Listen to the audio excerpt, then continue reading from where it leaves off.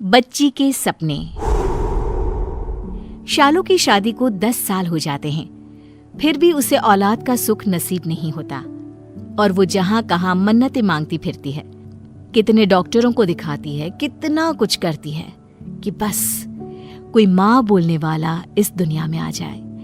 एक दिन शालू पूजा घर में बैठे बैठे रोने लगती है। भगवान, मुझे ये ख्वाहिश नहीं कि मुझे बेटा ही हो, बस एक औलाद दे दे ताकि कोई मुझे बांझ ना बुलाए।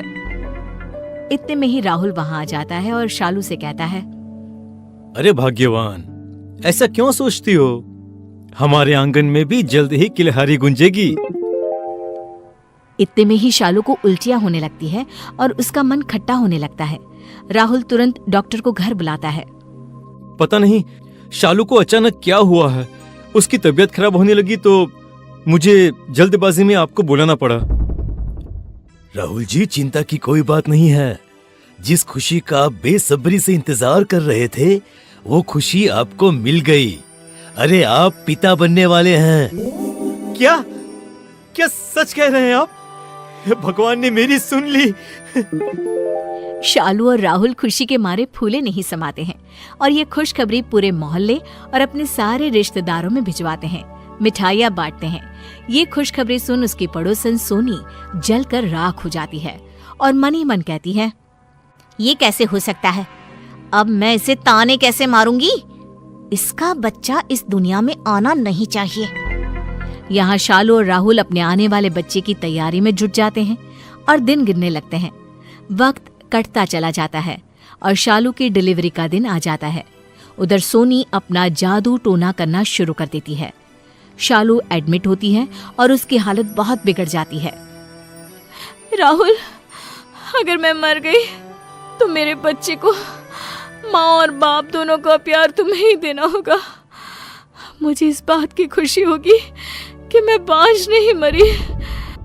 ऐसा ना बोलो, तुम्हें कुछ नहीं होगा। देखो, मैं तुम्हारे साथ हूँ। डॉक्टर शालू को ऑपरेशन थिएटर में ले जाते हैं और राहुल डॉक्टर से कहता है, डॉक्टर, मेरी वाइफ को कुछ नहीं होना चाहिए। चाहे मेरा बच्चा इस दुनिया में रहे या ना रहे, मैं शालू के बिना नहीं रह सकता। प्लीज।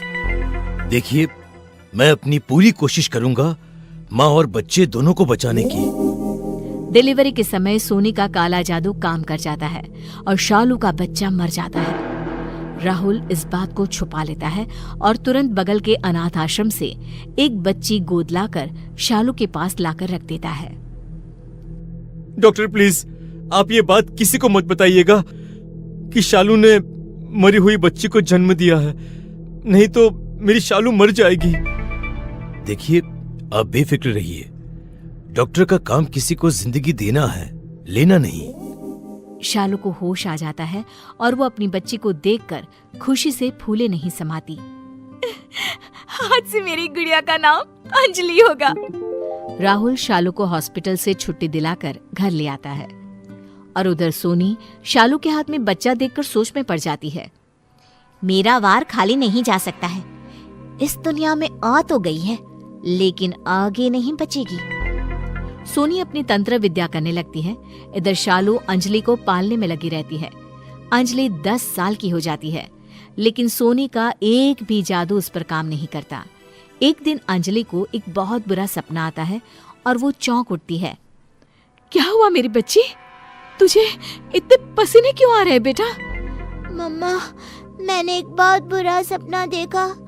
मैंने देखा कि मैं और मेरी दोस्त अंकिता स्कूल जा रहे हैं और स्कूल के सामने वाली गली में जो कुआं है ना, उसमें से एक भूत निकली और अंकिता को अपने साथ अंदर ले गई।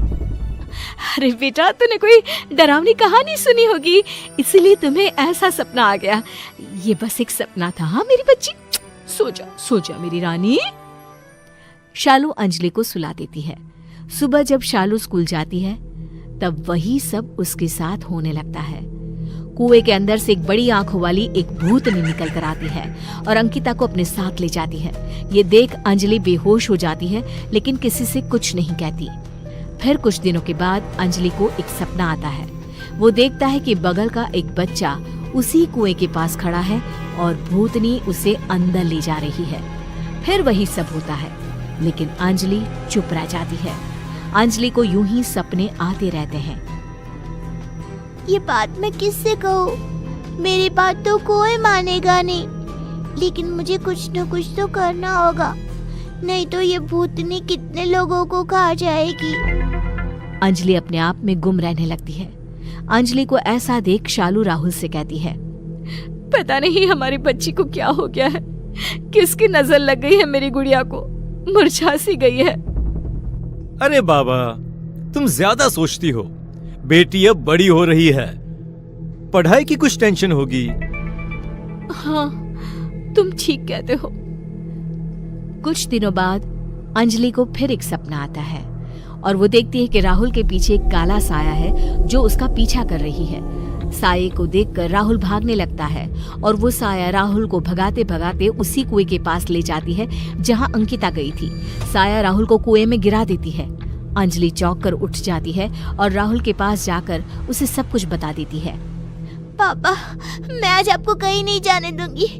मेरे सारे सपने सच हो जाते हैं। अगर ये भी सच हो गया तो मैं अपने पापा को खो दूंगी। ऐसा नहीं होगा मेरी बच्ची, मैं हमेशा तेरे पास ही रहूंगा। कुछ देर बाद राहुल को एक कॉल आता है और राहुल को मजबूरन घर से निकलना पड़ता है। अंजलि भी राहुल के पीछे पीछे जाती है। अंजलि का सपना फिर एक बार सच होने लगता है। राहुल उसी कुएं के पास जाकर रुक जाता है। मैं अपने पापा को कुछ नहीं होने दूंगी।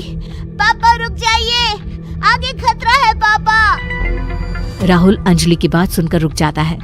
भूतनी कुएं से निकलकर बाहर आ जाती है और बड़ी बड़ी आंखें दिखाने लगती है। तू नहीं बचा पाएगी इसे मरना ही होगा। उधर सोनी भी अंजलि को मारने के लिए उसका पीछा करती है और भूतनी को देख उसके मुंह से निकल जाता है, तुम्हें तो मैंने ही मारा था। तुमने मेरी बच्ची को मुझसे चुरा लिया, मुझे इस कुएं में गिरवा दिया। मैं वापस आई हूँ बदला लेने। अब तू नहीं बचेगी। बता मेरी बेटी कहाँ है? भूतनी कुएं से बाहर आकर सोनी का गला दबा देती है। बताती हूँ, पहले मुझे छोड़ दो। तेरी बेटी को बगल के अनाथ आश्रम में छोड़ आई थी मैं, उसके बाद वो कहाँ गई मुझे नहीं पता। क्या? अरे अंजलि को तो मैं वहीं से लाया था। कहीं अंजलि तुम्हारी बेटी तो नहीं? मेरी बेटी के हाथों में एक निशान था। भूतनी अंजलि का हाथ देखती है और उसके हाथ पर भी वही निशान है जो निशान भूतनी के हाथ पर है।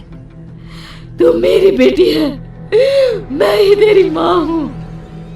अच्छा, तो ये तेरी बेटी है, तभी मेरा कोई टोटका इस पर काम नहीं कर रहा था। माँ की तरह बेटी भी मोटी चमड़ी की है। सोनी अंजलि का गला दबाने लगती है। तभी भूतनी खूंखार बन सोनी का पेट फाड़ देती है और उसे कुएं में फेंक देती है। अंजलि रोने लगती है। मम्मा, आपने मुझे एक बार फिर नई जिंदगी दी है। मैं आपको इस तरह नहीं देख सकती हूँ। आप अब भगवान के पास चले जाइए। अंजलि रो रो कर भूतनी के गले लग जाती है और भूतनी मुक्त हो जाती है। राहुल उस कुएं को बंद करवा देता है।